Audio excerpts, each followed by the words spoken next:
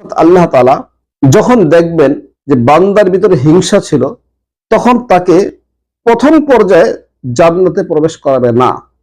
প্রথম তাকে তার হিংসার শাস্তি দেওয়ার পরে তার অন্তর থেকে হিংসা উঠিয়ে নেবেন, তারপরেই তাকে জান্নাতে প্রবেশ করাবে।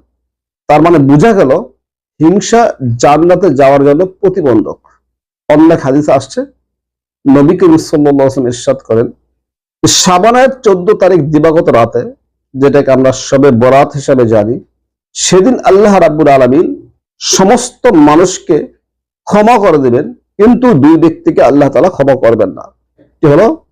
শিরক, অর্থাৎ যিনি আল্লাহর সাথে শরীক করেছেন, মুশরিক, তাকে আল্লাহ ক্ষমা করবেন না।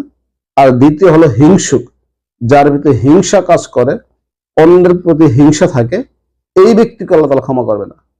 তাহলে বোঝা গেল হিংসা মারাত্মক এক ব্যাধি, যা মানুষকে ধীরে ধীরে ধ্বংস করে দেয় এবং তার নেক আমলগুলোকে ধ্বংস করে দেয়।